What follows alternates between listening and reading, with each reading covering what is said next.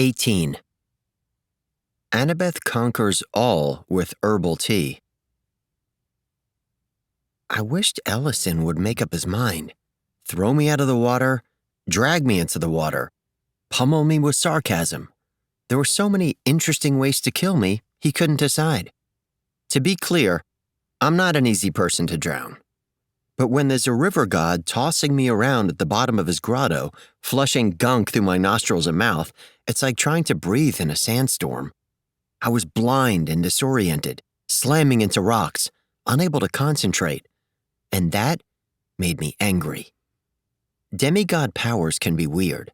Back when I was 10 or 11, things just happened, and I didn't understand why. Fountains would come alive. Toilets would explode. Controlling water was something I did instinctively, only when I was scared or angry. Kind of like the Hulk, except with plumbing. As I've grown older, I've learned to control my powers, more or less. Now, I can make your lawn sprinklers explode on command. I rent myself out for kids' birthday parties. Call me. But despite my better control, there are still moments when my power gets away from me. It's kind of like if you think, oh, I'm too mature to cry like a little kid. And then you see a movie about a cute puppy that gets lost, and you start bawling. Or you think you've got your temper under control, then you get a bad grade and throw a world-class tantrum, so your skateboard ends up sticking out of your bedroom wall, impaling your favorite Jimi Hendrix poster. These are purely hypothetical examples, of course. Anyway, that's what happened at the bottom of Ellison's pool. As I was tossed around, flipped and pummeled like laundry on a heavy-duty cycle, my control crumbled. I was a scared kid again, screaming for the big bad world to leave me alone. My rage exploded. And so did the river. It blasted away from me in every direction, putting me at ground zero of the detonation. Curled up alone in a bubble of air, howling so loudly I could hear myself even over the roar of the torrent. Some part of me had reached outward, not just into the pool, but to the source of the river, deep down in the underworld, or maybe Yonkers, and I had pulled it up by its roots. Millions of metric tons of water roared through the cavern, flooding the pool, scouring the cliffs, surging over the riverbanks, and probably surprising a whole bunch of snakes bathing downstream. At last, the water crashed back around me, settling into its normal flow again.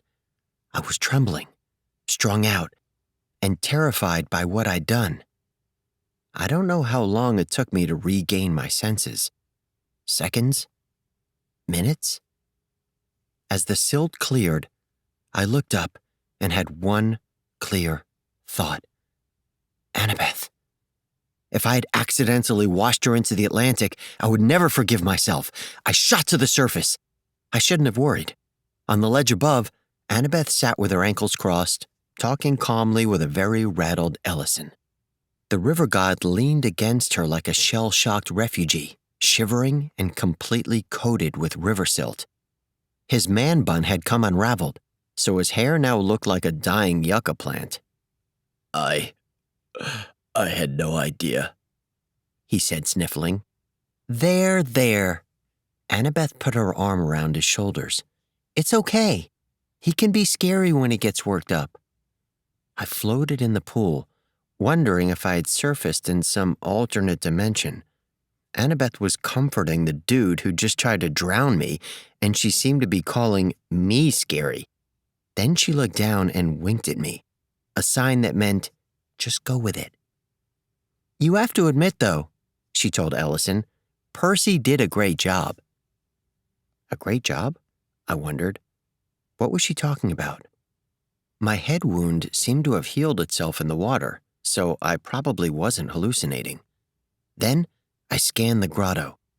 My tidal wave had swept the cliff walls right up to Annabeth's feet, leaving the rock sparkling clean. Now that the sediment had resettled, the pool was even clearer than before. The air smelled fresh and crisp, with that new river smell restored.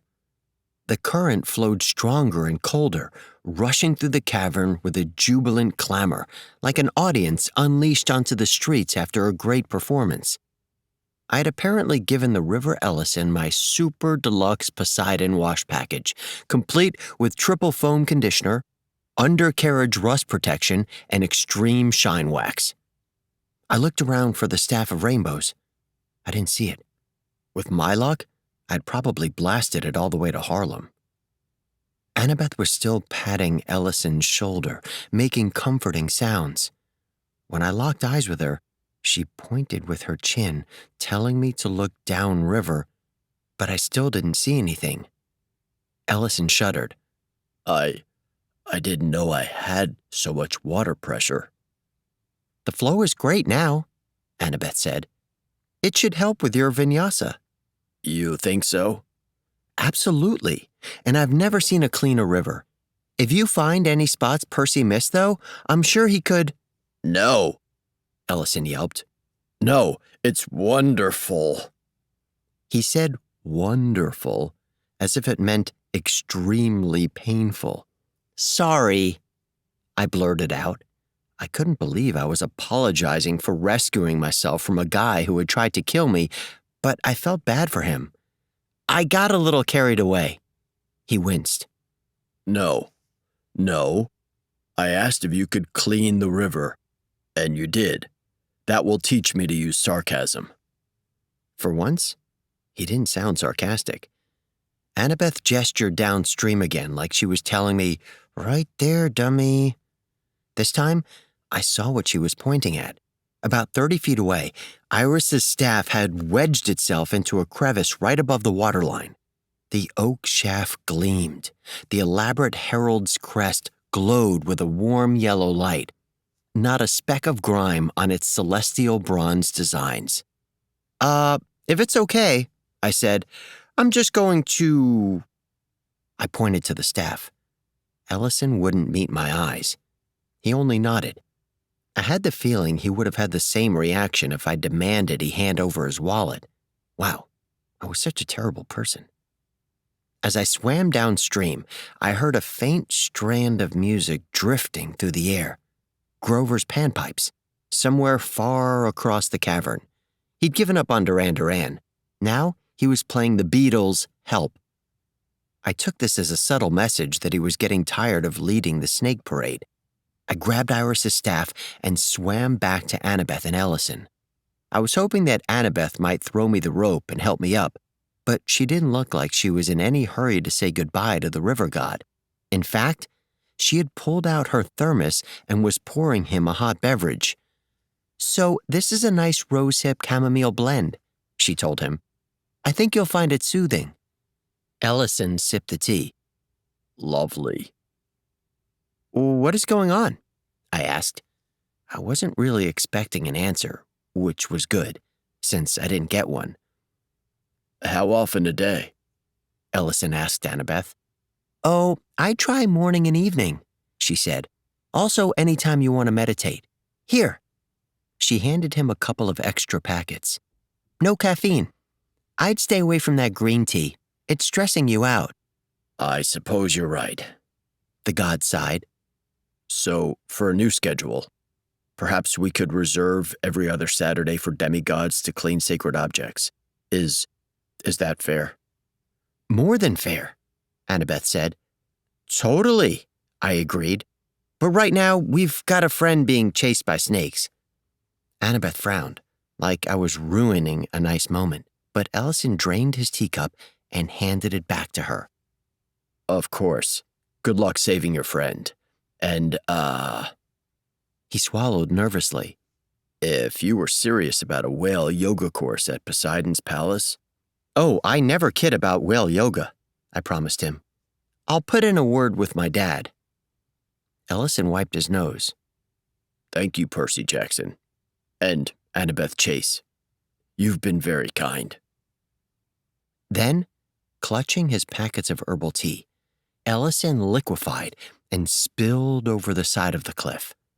I moved out of the way because I didn't want to get rained on by his runoff. Once I was fairly sure he was gone, I looked up at Annabeth. You brought tea? While I'm down here getting tossed around, you're literally drinking tea? She shrugged. Iris told us he was into yoga. I figured herbal tea might be a good offering. She said this as if her line of reasoning made perfect sense. Like, of course, x equals 2yz cubed, where x is yoga and y is tea. Sure, I said. Got anything else in there that might help us rescue Grover? Bien sûr, she said, which I think is French for, what do you think, seaweed brain? She dug a paper bag from her backpack and shook the contents. Snake treats. The guy at the store recommended hamster flavor. I have so many questions. We should get going. We're wasting time. You sure we don't have time for another cup of meditation magic? How about you throw me that rope? Not necessary. She got to her feet. Just swim downstream. I'll turn invisible. She pulled out her magic New York Yankees cap, her favorite get-out-of-jail-free fashion accessory. I'll go east and find Grover, distract the snakes with these treats, and get him out of danger. While I head west and make myself a new target, I guessed. Exactly, she said. Once the snakes are following you, we'll circle back and rendezvous with you at the cave entrance. And, do I get hamster-flavored snaky bakies? You won't need them. Then what am I supposed to distract them with? And more importantly, how do I get away from them once I've gotten their attention? Because, those are the kinds of details I like to have covered. Annabeth's smile told me I was going to hate her reply almost as much as I hated getting pushed off ledges. You've got Iris's staff. You've got the best job of all.